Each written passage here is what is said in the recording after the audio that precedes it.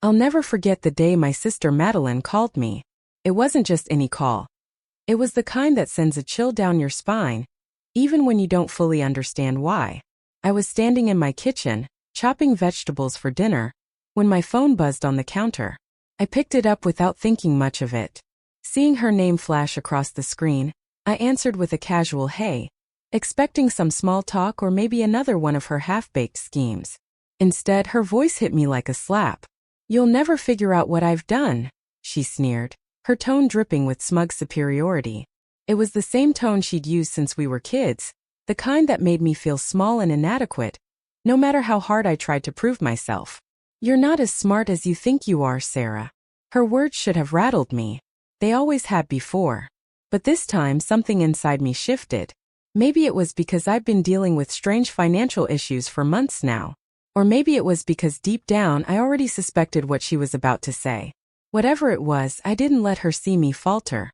"It's funny you say that," I replied, forcing my voice to stay calm and steady, "because the bank manager just called.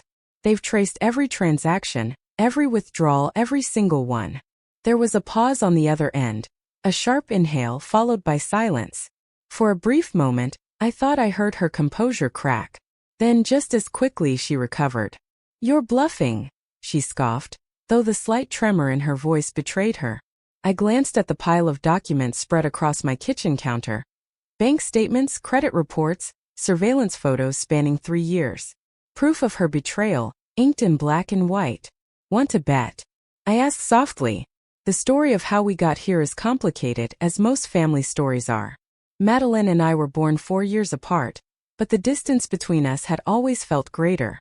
Growing up, I worked my way through college, balancing part-time jobs and scholarships while she dropped out after 1 semester, convinced the system was rigged against her. While I built a stable career as a financial analyst, she bounced from one get-rich-quick scheme to the next, always chasing the next easy score. Our parents tried to support us both equally, but Madeline always needed more. More attention, more money, more second chances. And they always gave in. The first red flag appeared 6 months ago, when my credit card application was denied due to debts I didn't recognize. At first, I assumed it was a simple case of identity theft, something that happens to people all the time, right? But as I dug deeper, a pattern emerged. Small charges spread across different cards led to bigger ones. Loans taken out in my name. An attempt to refinance my house. When I hired a private investigator, I expected to uncover some faceless scammer. Instead, I found something far worse. "Remember when I stayed with you last year?" Madeline's voice dragged me back to the present. "You should really be more careful with your mail, Sarah. You always were too trusting." That 2-week stay, her so-called fresh start, had been a cover. While I thought I was helping my sister get back on her feet, she had been stealing pieces of my life, one document at a time. "Did Mom and Dad know?" I asked, though I already suspected the answer. A dry, humorless laugh came through the line. "They always liked you better anyway. The responsible one. The successful one. I just took what I deserved." "What you deserved?" My control slipped, my voice rising. "You stole my identity, Madeline. You drained my accounts, maxed out my credit cards, nearly ruined my financial future. How the hell is that what you deserved?" "Oh please," she scoffed. "You can afford it with your fancy job and perfect life. I needed that money more than you did." I thought of the sleepless nights, the countless hours spent undoing the damage she caused, the trust she shattered. "The bank has everything," I said quietly. "Video footage of you using my cards. Loan applications with your handwriting. The direct transfers to your account. They're filing a police report." "You wouldn't," she gasped. "I'm your sister. You stopped being my sister the moment you decided to steal from me." After hanging up, I stood there in the kitchen, staring at the city skyline through the window. The fraud department had been relentless in their investigation. 3 years of methodical theft, escalating as she realized I wasn't watching. I knew what I had to do, even if it broke my heart. My phone buzzed with a new message. Asterisk Madeline, please don't do this. I'm your only family left. Asterisk. She was right. After our parents' accident 18 months ago, we were all each other had. But she had chosen to betray that bond. Another text came through. Asterisk Madeline, I'll tell everyone you're lying. No one will believe you. Asterisk. I blocked her number. Relief washed over me, but sadness lingered. The next morning, I met with Mr. Thompson at the bank. He laid out the documentation in a neat stack. We filed the police report, he said gently. A detective will contact you today. Are you sure you want to press charges? I looked at the evidence of my sister's lies. Each transaction, each forged signature, each stolen moment of trust. Yes, I said. I'm sure. Later, at the police station, Detective Sarah Martinez listened carefully as I recounted everything. From how it started to how I uncovered the truth. She asked about our confrontation and whether Madeline had contacted me since. I showed her the messages, the threats, the manipulation. Family fraud cases are tricky, she said. Perpetrators often play the victim when the consequences hit. As she spoke, my phone buzzed again. A new number. Madeline, Mom and Dad would be ashamed of you. I showed the detective. She nodded, adding it to her notes. As I left the station, I felt lighter and heavier all at once. Lighter because I had finally taken action. Heavier because there was no going back. Madeline would face criminal charges. Our relationship, already fractured, was beyond repair. But then again, maybe it had been broken long before today. By the time I reached my apartment, my phone had multiple missed calls from unknown numbers. I ignored them. Tomorrow I'd change my number. Inside, I sat at the kitchen counter, staring at the evidence of her betrayal. Bank statements, fraud reports, security footage. Everything that proved the truth. Madeline had stolen my identity, assuming I'd never figure it out. She underestimated me. This wasn't just about money. She had taken something far more valuable, my trust, my sense of security, my belief in family. But she had also given me something in return: clarity. She thought I'd be too weak to fight back. She was wrong. This wasn't the end. This was just the beginning. The days following my confrontation with Madeline felt like living in the eye of a storm. I had taken action, filed charges, and begun the process of holding her accountable, but the ripple effects of her betrayal were only just beginning to surface. Friends, family, and even colleagues weighed in, their opinions slicing through me like knives. Some sided with her. How could I turn on my own sister? Others cautiously supported me, though their sympathy often came with an undertone of disbelief. Are you sure this is the right thing to do? They'd ask, as if pressing charges against someone who systematically stole from me was somehow unreasonable. But it wasn't just the external pressure that wore me down, it was the internal battle too. Every time my phone buzzed or another letter arrived, I braced myself for yet another attempt by Madeline to rewrite the narrative. She wasn't content to let the truth stand. Instead, she worked tirelessly to paint herself as the victim. And unfortunately for me, she had always been good at telling stories.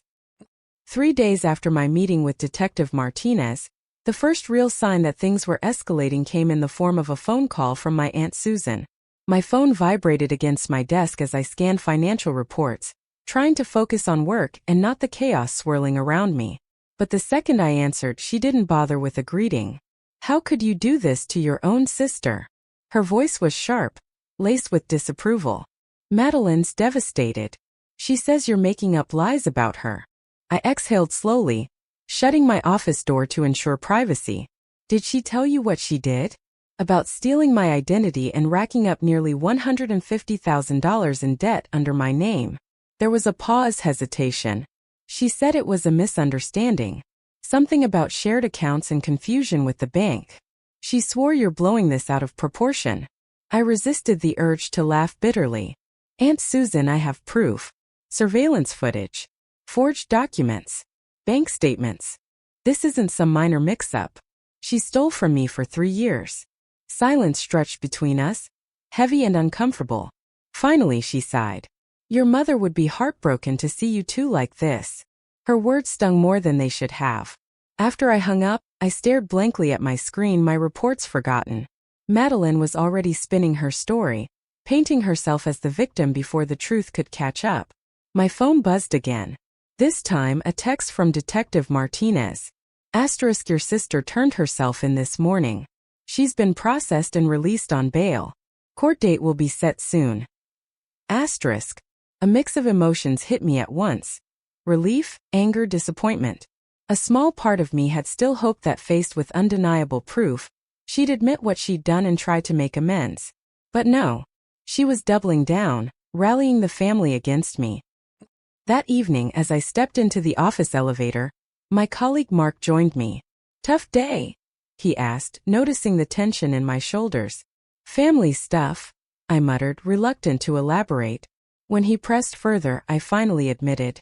"My sister was arrested." His eyebrows shot up. "Arrested? For what?" For a second I hesitated. Identity theft wasn't exactly a conversation starter. But staying silent had only ever protected Madeline. "She stole my identity," I said simply. "Loans, credit cards, even tried to refinance my house." Mark let out a low whistle. "Damn, family's supposed to have your back, not stab you in it." "Yeah," I murmured, thinking back to all the times I had defended Madeline, covered for her mistakes, given her another chance. They were supposed to.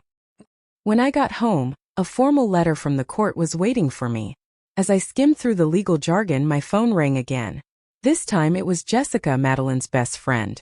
"She's a mess, Sarah," Jessica said, skipping any pretense of small talk.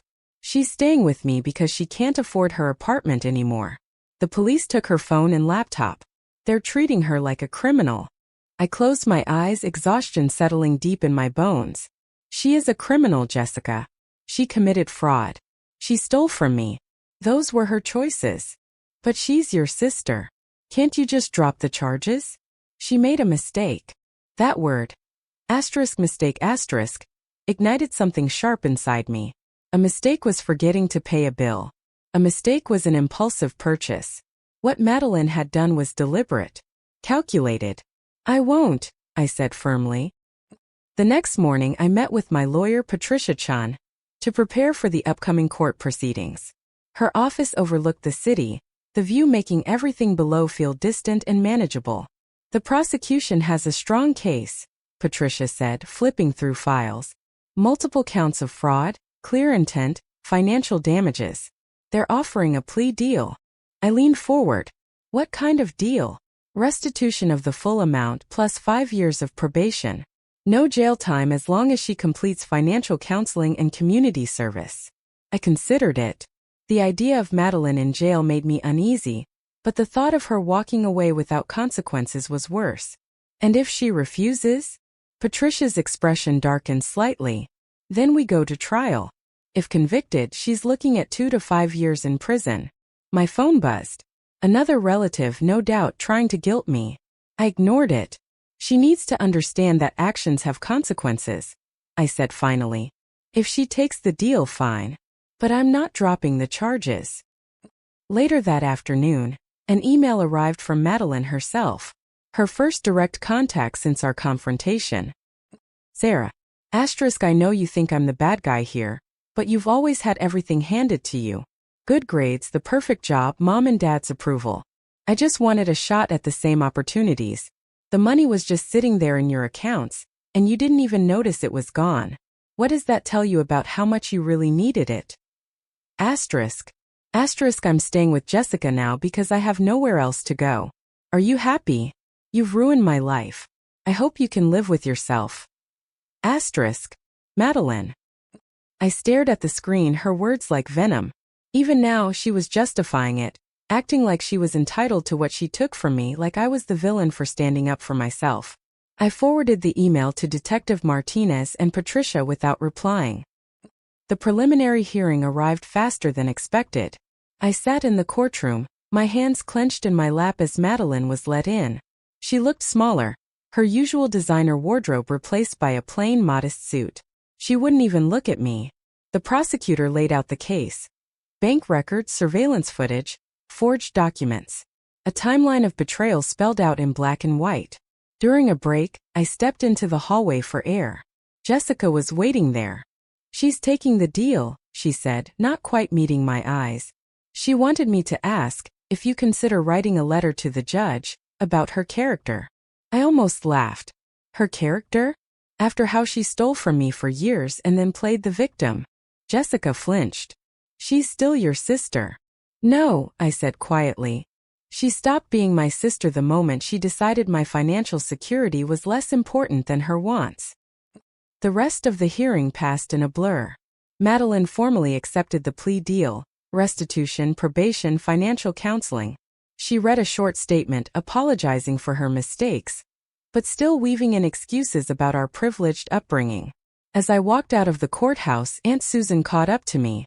"She took the deal," she said, as if I hadn't been there. "Are you satisfied now?" I met her gaze, tired of the guilt trips. "This isn't about satisfaction. It's about accountability. Madeline stole from me. She committed a crime. This was her choice. But she's family." I exhaled. Family doesn't steal from family. At home, I pinned the court letter next to the bank statement that had first tipped me off. Together they told a story, not just of betrayal but of standing my ground. My phone buzzed again. Another unknown number. Probably another plea for forgiveness. I deleted it without reading. Some messages didn't deserve a response. The first restitution payment arrived exactly 3 months after the court hearing. $857.42. Not even 1% of what Madeline had stolen. I held the check in my hands, the weight of it heavier than the amount itself. Proof of her betrayal, reduced to a transaction. At the bank, Mr. Thompson greeted me with a sympathetic nod as he processed the deposit. "First payment's always the hardest," he said quietly. "Both to make and to receive." I nodded, words failing me. The amount felt both laughably small and impossibly large. Small compared to the damage she had done. Large in the sense that Madeline would be making these payments for years. A reminder month after month of what she had taken. That evening my doorbell rang. I wasn't expecting anyone. Peering through the peephole, I saw Jessica, shifting uneasily from foot to foot. I considered ignoring her, but something in her posture gave me pause. I opened the door but didn't step aside. "What do you want?" She hesitated before holding up her phone. "I need to show you something." Skepticism prickled at my skin, but I took the phone. My stomach twisted as I scrolled through the texts. Messages stretching back 3 years. Madeline bragging about forging my signature. Laughing about how easy it was to use my identity. Strategizing how to keep the fraud unnoticed. My voice was tight when I asked, "Why now?" Jessica swallowed hard. "She's been staying with me since the hearing. Last night I overheard her on the phone. She's planning to contest the restitution. Finding loopholes to avoid paying you back." She was laughing about it. She finally met my eyes. I realized I've been enabling her too. The weight of her words settled between us. I took pictures of the messages with my own phone and handed hers back. "Does she know you're here?" "No, and she can't." A pause. "But you deserve to know the truth." "She's not sorry, Sarah. She's just sorry she got caught." After Jessica left, I forwarded the messages to Detective Martinez and Patricia. Their replies came swiftly. Detective Martinez. *, this shows clear premeditation. Keep documenting everything. *, Patricia. *, this could impact her probation terms. We'll file a motion in the morning. I reread the texts, bile rising in my throat. One in particular stood out. Sarah's so stupid. She trusts me to handle her mail and doesn't even check it for weeks. It's like she's begging to be robbed. My phone buzzed again. Aunt Susan. I debated ignoring it but answered instead. Jessica showed me the messages. She said, her voice raw. I had no idea. A shaky breath. I owe you an apology. I should have listened instead of believing Madeline's version. Yes, I said simply. You should have. Your mother. She hesitated. She always said Madeline had a gift for telling stories. I guess we never realized how many of them were lies. The next morning I met with Patricia. Her office, once an intimidating place, now felt like solid ground in the chaos. These messages could be considered a probation violation, she said. If the judge agrees, she could face stricter monitoring or jail time. I exhaled slowly. File the motion. The hearing came faster than I expected. This time Madeline didn't look small or remorseful. She sat stiffly beside her lawyer, her glares cutting across the courtroom. Her attorney argued that the messages were old, that they didn't reflect her current mindset. The prosecutor countered with Jessica's testimony and recent evidence of Madeline actively plotting to avoid restitution. When the judge invited me to speak, I stood without hesitation. I agreed to the plea deal because I hoped my sister would take responsibility and learn from this. But I see now that was naive. She hasn't learned anything.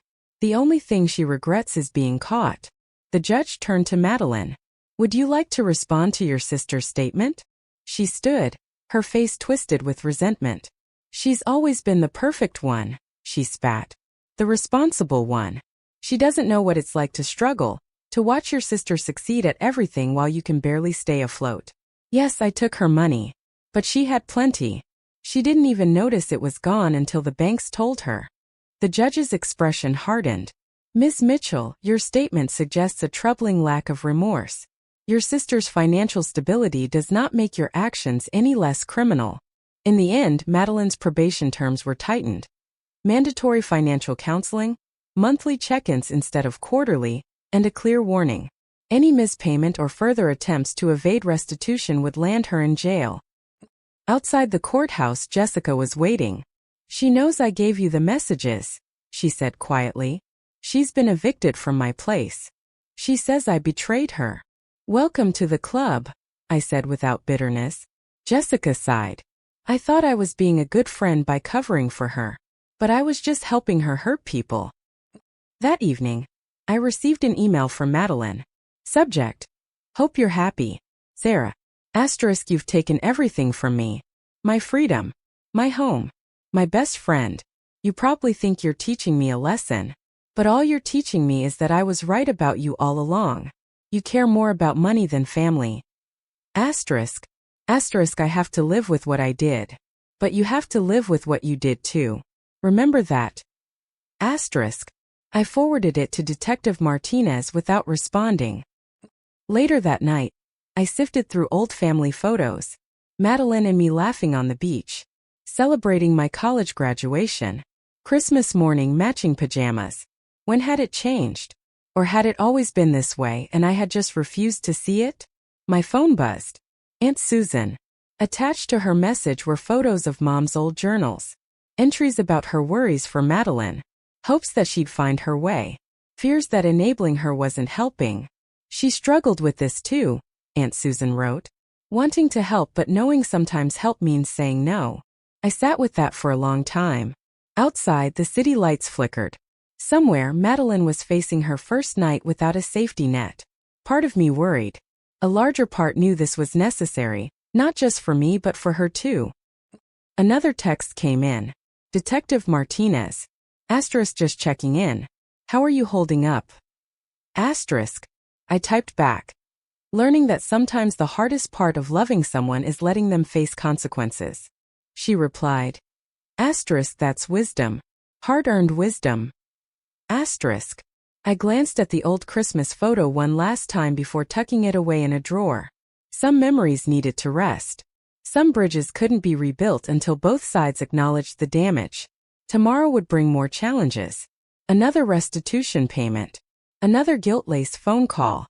Another attempt by Madeline to escape accountability. But tonight in my quiet apartment I was at peace.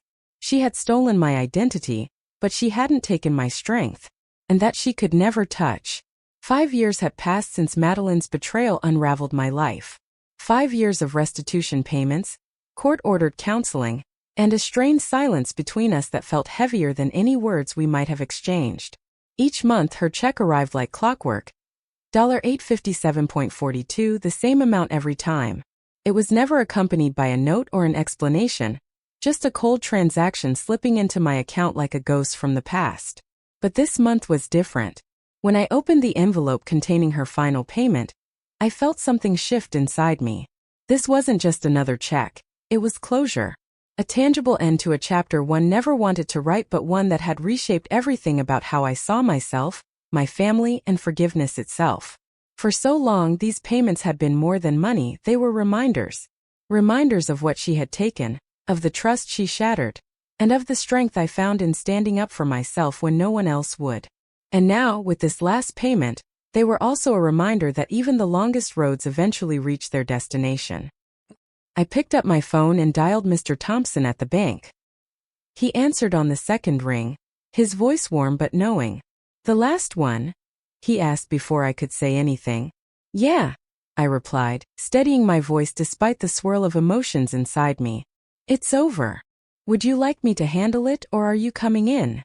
he asked gently. I thought back to the first time I walked into that bank, blindsided by what Madeline had done. Back then I was angry, confused, and desperate for answers. Now I was different, stronger, wiser. Strong enough to face this final step head-on. "I'll come in," I said firmly. "Feels right to close this in person." Walking through the bank doors brought a flood of memories. The initial shock of discovering the fraud, the countless meetings with investigators and lawyers, the weight of deciding whether to press charges, all of it came rushing back as if the building itself held the echoes of those years. Mr. Thompson greeted me with a sympathetic nod, processing the deposit with practiced efficiency. When he finished, he hesitated, his expression softening. "Your sister called yesterday," he said carefully. "She asked if I could pass along a message." I exhaled slowly, unsurprised. Over the past few months, Madeline had been reaching out sporadically, ever since completing her probation. Each time I had ignored her calls and messages, unsure if I was ready to confront whatever she wanted to say, or if I ever would be. "What did she say?" I asked, my voice steady despite the knot tightening in my chest. "She wants to meet. Says she's changed." That night, as I reviewed my final bank statement, restitution paid in full, my phone buzzed. A text from Jessica lit up the screen. Asterisk, her payment today was the last one. How do you feel? Asterisk. I stared at the words, unsure how to answer. Relieved? Yes. Sad? Definitely. Free? Maybe. Uncertain? Absolutely. All at once, I typed back. Lighter, I think. But also not sure what comes next. Her reply was immediate. Asterisk, Madeline asked me to tell you she's changed. She understands if you never want to see her again. But she'd like a chance to apologize. A real apology this time. Asterisk. I set the phone down and walked to the window, watching the city lights flicker against the dark sky. Those same lights had been silent witnesses to years of anger, healing, and self-discovery. Now they seemed to pulse with an unfamiliar question. Did I want to hear her out? The next morning, an email from Madeline awaited me. The subject line read, I understand if you say no. Sarah. Asterisk, I know Jessica has probably reached out. Before you delete this, please know I understand if you don't want to see me. I've learned a lot about boundaries in therapy and I won't push yours anymore. Asterisk. Asterisk, the monthly payments were a constant reminder of what I did to you. Every time I wrote a check, I had to face the reality of my betrayal. I had so many excuses before about fairness, about family, about how you wouldn't miss it. But none of that matters now. Asterisk. Asterisk, I hurt you. I stole from you, and I justified it to myself in the worst possible ways. I'm not asking for forgiveness. I'm not asking for us to be sisters again. I just want to apologize in person properly for everything. Asterisk. Asterisk, if you're willing, I'll meet you anywhere, anytime. If not, I'll understand. Asterisk. Madeline. I read it once, then again. No manipulation. No excuses. Just accountability. After a long pause, I responded with a time and place. A public cafe where we used to spend lazy afternoons before everything fell apart. Within minutes, she confirmed. The day of the meeting, I arrived early, choosing a seat near the door. Old habits die hard. When Madeline walked in, I barely recognized her. Gone were the designer clothes, the polished facade. She looked real. Different. She hesitated in the doorway, waiting for permission. I gave a slight nod, and she sat across from me, her hands trembling slightly as she folded them in her lap. Thank you for meeting me, she said quietly. You look well, I offered. It wasn't small talk, it was true. Despite everything, she looked healthier, grounded. I am, she admitted, her voice softer. Better than I've been in a long time. She took a deep breath, steeling herself. Sarah, I've rehearsed this 100 times, but now that I'm here, I don't know where to start. Start with the truth, I said simply. That's all I ever wanted from you. She swallowed, blinking back tears. The truth is, I was jealous. Not just of your success, but of you. You always knew who you were, what you wanted. I felt lost. Taking your identity, it was like trying to steal your confidence along with your credit cards. It was wrong. And I'm so sorry. For the first time in years, I saw her clearly. Not the version I wanted her to be, not the version I hated, but the complicated, broken human version sitting across from me. We talked for hours, dissecting the choices that led us here, the pain we both carried, and the paths we had taken to get to this moment. As the cafe began closing around us, she stood, her eyes glistening. "Thank you for listening," she said. "I know this doesn't fix everything." "No," I agreed. "But it's a start." That night, I sat by my window one last time, watching the city lights flicker.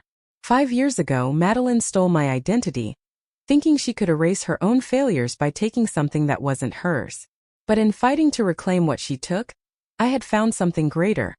An identity that wasn't just about money or family, but about strength, truth, and self-worth. This final payment had closed one chapter, but another was beginning. One built not on obligation but on choice. Some wounds never fully heal, but sometimes, healing isn't about erasing the past. It's about learning to carry it differently. I was ready for whatever came next. Whole, strong, and finally free. The cafe meeting with Madeline marked the beginning of something neither of us could have anticipated. A fragile, tentative bridge between two people who had once been sisters but had spent years as strangers. It wasn't forgiveness, not yet, and maybe not ever. But it was acknowledgement. Acknowledgement of the pain she had caused, the choices she had made, and the person I had become in response. As the weeks turned into months, we began to communicate sporadically. Short emails, cautious texts, nothing too heavy. Each message felt like testing the ice on a frozen lake. Careful not to step too hard for fear it might crack. Madeline never asked for more than I was willing to give, and I never offered more than I was ready to share. Boundaries, once non-existent, became sacred. And slowly, almost imperceptibly, trust began to rebuild. Not the blind, unconditional trust of childhood, but something stronger, tempered by experience and earned through effort. One evening, 6 months after our meeting at the cafe, my phone buzzed with an unfamiliar number. I hesitated before answering, wary of ghosts from the past. But when I heard Jessica's voice on the other end, there was no malice, only warmth. "Hey Sarah," she said softly. "I know it's been a while. How are you?" "I'm okay," I replied cautiously. "What about you?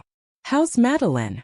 Jessica exhaled, a sound that carried both relief and resignation. "She's different. Better. She's still in therapy, working through everything. She talks about you sometimes, about how she wants to make things right, even if she knows she can't undo what she did." I didn't respond immediately, letting her words settle. Over the past few months, I had allowed myself to entertain the idea that Madeline might truly be changing. But hearing it from someone else, someone who had seen her at her worst, carried a weight I hadn't expected. "She's got a new job," Jessica continued. "Nothing glamorous, just retail management, but she's sticking with it. No get-rich-quick schemes this time. She's even started volunteering at a financial literacy program for women. Says it helps her stay grounded." I smiled faintly, though she couldn't see it. "That's good to hear." There was a pause, then Jessica added, "She's trying, Sarah. Not because she thinks she deserves your forgiveness, but because she knows she owes it to herself to be better." "I thought you should know." "Thank you," I said quietly, "for telling me. And for everything." We ended the call shortly after, but her words lingered long after I set the phone down. Madeline was trying. Not perfectly, not without missteps, but genuinely. And for the first time in years, I found myself hopeful. Not for reconciliation necessarily, but for peace. For closure that didn't feel like a wound being stitched shut, but like a door finally closing softly. A year later, I received an invitation in the mail. A simple card with elegant handwriting. "You're invited to celebrate Madeline's graduation from the Financial Literacy Mentorship Program." Below it was a note scrawled in her familiar script. "Asterisk, I hope you'll come. It would mean a lot." Asterisk. I stared at the card for a long time, tracing the edges with my fingertips. It wasn't forgiveness that compelled me to RSVP. It was curiosity. Curiosity about the woman my sister had become, and whether the changes she had made were as real as they seemed. The ceremony was held in a modest community center, decorated with balloons and banners celebrating personal growth and resilience. When I arrived, I spotted Madeline immediately. She stood near the podium, dressed in a simple navy dress, her hair pulled back in a low bun. She looked nervous but proud, glancing around the room until her eyes landed on me. For a moment we simply stared at each other, the distance between us filled with unspoken words. She approached me hesitantly, her hands clasped tightly in front of her. "I wasn't sure you'd come," she admitted, her voice barely above a whisper. "I wasn't sure either," I replied honestly. "But here I am." Her lips curved into a tentative smile. "Thank you." We didn't talk much during the event, but we didn't need to. Her presence spoke volumes about how far she had come and how much work still lay ahead. When her name was called, she walked to the podium with quiet confidence, accepting her certificate with a gratitude that felt genuine. As she scanned the room, her gaze met mine again, and she mouthed a single word: "Thank you." After the ceremony, Madeline invited me to join her for coffee. We sat across from each other in a quiet corner of the cafe, the same one where we had met a year earlier. The air between us was lighter now, less charged with anger and regret. "I didn't think I'd ever get here," she confessed, stirring her cup absently. "When everything fell apart, I thought I'd lost everything. My family, my dignity, myself. But somehow I found pieces of me I didn't know were missing. And now?" I asked gently. "Now I'm learning to live with the consequences of my actions," she said, meeting my eyes. "Not just legally but emotionally. I hurt you in ways I can't fix, Sarah. But I'm trying to honor what you taught me. That accountability isn't punishment. It's freedom." I nodded, my throat tight with emotion. "I'm glad you're doing this, Madeline. Really. But rebuilding trust, it takes time." "I know," she said quickly. "And I'm not asking for anything more than you're willing to give. Just, thank you for giving me the chance to try." In the months that followed, our relationship remained cautious but steady. We saw each other occasionally at birthdays, holidays, or casual dinners, but always with clear boundaries. There were moments of tension, reminders of the past that lingered like shadows, but also moments of connection that felt unexpectedly healing. One afternoon, as we sat together on a park bench watching the leaves fall, Madeline turned to me with a thoughtful expression. "Do you ever wonder what Mom and Dad would say if they could see us now?" I considered the question, letting it sit in the space between us. "I think they'd be proud of both of us," I said finally. "Of you for facing your mistakes and working to be better. And of me for standing up for myself and finding strength I didn't know I had." She smiled faintly, her eyes glistening. "Yeah, me too." Years passed and life moved forward. Madeline continued to grow, building a life rooted in honesty and accountability. She married a kind man who supported her journey, and together they adopted a dog named Luna. Occasionally, she sent me photos, snapshots of her new reality, proof that change was possible. As for me, I embraced the lessons I had learned, not just about family and forgiveness, but about resilience and self-worth. I traveled, pursued passions I had neglected, and surrounded myself with people who valued me for who I was, not what I could provide. And yet, despite the distance between us, Madeline remained a part of my story, a complicated, imperfect chapter that reminded me of both the fragility and strength of human relationships. We weren't the sisters we used to be, and maybe we never would be again. But we were something else. Survivors bound not by blood alone but by the shared understanding that love, like trust, must be earned. On a crisp autumn morning, I stood at the window of my apartment, staring out at the city skyline. The scars of the past were still there, etched into the fabric of my life, but they no longer defined me. They were reminders of pain endured, battles fought, and victories won.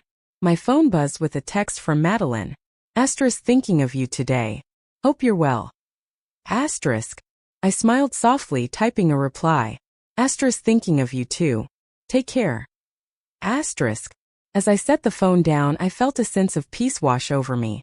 The road we had traveled was long and difficult, paved with heartache and hard truths. But it had led us somewhere unexpected, to a place where healing wasn't about forgetting the past, but about choosing to move forward, together yet apart. I sipped my coffee, watching the sun rise over the horizon. Life wasn't perfect, but it was enough. And for the first time in years, that was all I needed.